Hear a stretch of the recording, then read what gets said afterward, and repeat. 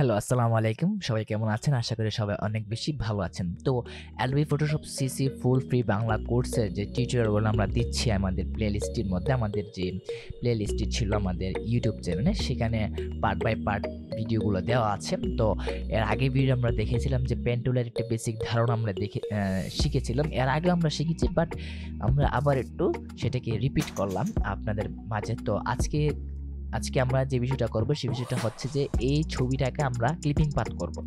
Actually কিভাবে clipping path করতে হয় সেই বিষয়টা আমরা শিখবো আজকে। ক্লিপিং পাথ কি এবং সেটা কিভাবে করতে হয় সেই বিষয়টা। সো ক্লিপিং পাথ করতে গেলে আমরা সবাই জানি যে আমাদের পেন টুলটি দরকার। আমরা জাস্ট পেন টুলটি নিয়ে নিলাম। এখন ছবিটা আমরা খুব ভালোভাবে দেখব। দেখার পর আমরা কিন্তু যেকোনো একটা জায়গা থেকে শুরু করতে পারি। যেকোনো একটা জায়গা থেকে কিন্তু পাথটা করা শুরু করতে পারি। তো আমরা কি করব, আমরা জুম করে নিয়ে আমি এখান থেকে শুরু করছি ক্লিপিং পাথটা। কিভাবে করতে হবে দেখেন, এখানে একটা ক্লিক দিলাম। দেন আমরা এমনভাবে এটাকে সিলেক্ট করব যাতে আমার ব্যাকগ্রাউন্ডও বেশি না আসে এবং আমার প্রোডাক্টটা বা ছবিটা যাতে বেশি না কেটে যায়। তো এখানে একটা ক্লিক দিলাম। দেন এভাবে জুম করে করে আপনি দেখবেন, ঠিক আছে। এখানে একটা ক্লিক দিলাম। দেন এখানে একটু আছে, এখানে একটা ক্লিক দিলাম। আমি পারফেক্টলি করছি না, আপনার জাস্ট পারফেক্টলি করবেন। দেখেন এখানে একটা ক্লিক দিলাম। এখানে হালকা একটু বাঁকা আছে, তো এটাকে জাস্ট আমরা বাঁকা করে দিই। কিভাবে বাঁকা করতে হয় সেটা আমরা জানি। তো এখানে আরেকটা ক্লিক দেব। দেন এখানে একটা হালকা একটু বাঁকা আমরা বাঁকা করে দেবো। দেন এটা মাইনাস করে দিচ্ছি। এইভাবে কাজটা সম্পূর্ণ করবেন। তো আমি কাজটা সম্পূর্ণ করছি, আমরা এটা স্পিড বাড়িয়ে দিচ্ছি। তো সাথেই থাকবেন, দেখবেন সম্পূর্ণ বিষয়টা। আরও কিছু কথা আছে কি, সেই কথাগুলো শুনবেন, তাহলে হয়তো আপনি বিষয়টা বুঝতে পারবেন আরও ভালোভাবে। Thank you so much. তো ভিডিওটি দেখতে থাকেন।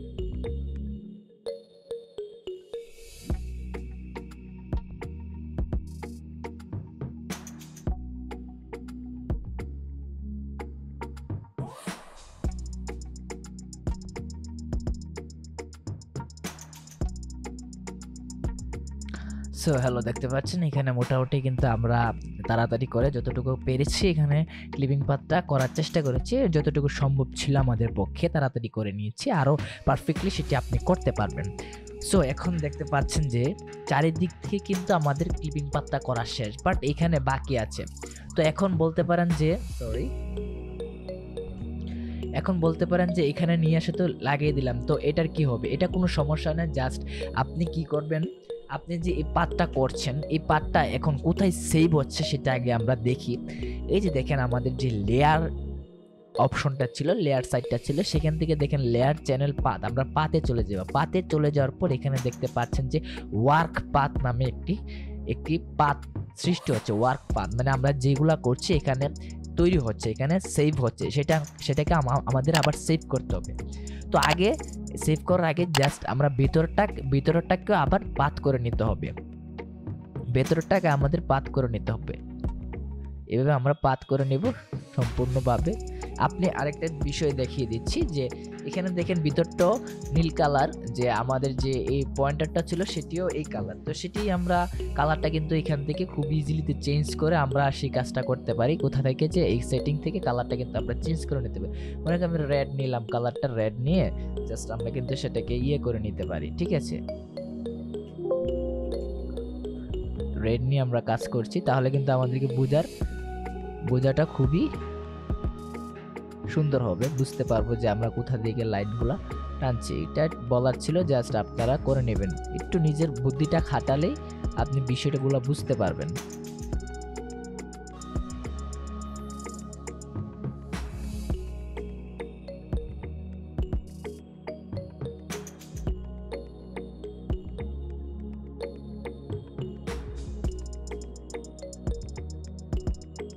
তো এখন আমাদের সম্পূর্ণ কাজটা শেষ হওয়ার পর আমরা পাতে চলে যাব। পাতে চলে যাওয়ার পর এখানে ওয়ার্ক পাথ আছে।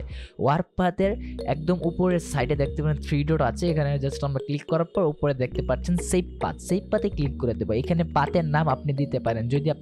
যদি আপনার কোনো বায়ার থাকে, তো বায়ার যদি বলে যে পাথের নামটা এটা হতে হবে, আপনি পাথের নাম এটা দিয়ে দিবেন। তো আমরা একটা পাথের নাম দিয়ে দিলাম ডেমো। পাথটার নাম দিয়ে দিলাম ডেমো, দেন ওকে।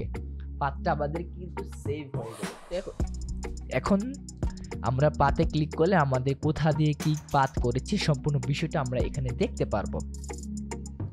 আমাদের কিন্তু এখন কাজ শেষ। তো এটা এখন আমরা কিন্তু চাইলে এটাকে ব্যাকগ্রাউন্ড রিমুভ করতে পারি, বিভিন্ন বিষয় করতে পারি। এখন বায়ারগুলা যে আমাদের ক্লায়েন্ট থাকে তারা নিয়ে কি করে, অথবা এখন আপনি বলতে পারেন যে ভাই আমি ক্লিপিং পাথ কেন করেছি। ক্লিপিং পাথ করার কারণটি হচ্ছে যে আপনার থেকে বায়ার ক্লিপিং পাথ করে নেই, তার কারণ একটাই কারণ যে সে দেখতে পারে যে আপনি কোথা থেকে কি কাজটা করেছেন, খুব ইজিলিতে সে দেখতে পারে। যদি কোনো সমস্যা হয় সেটা আবার নিজেকে ঠিক করে নেয় সে নিজেই, অথবা আপনাকে দিয়ে ঠিক করায়।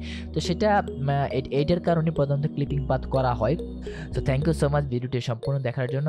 আর যদি এখন পর্যন্ত আমাদের চ্যানেলটি সাবস্ক্রাইব না করে থাকেন, সাবস্ক্রাইব করে দেবেন এবং পাশে থাকা বেল আইকনটি ক্লিক করে দেবেন। Thank you so much.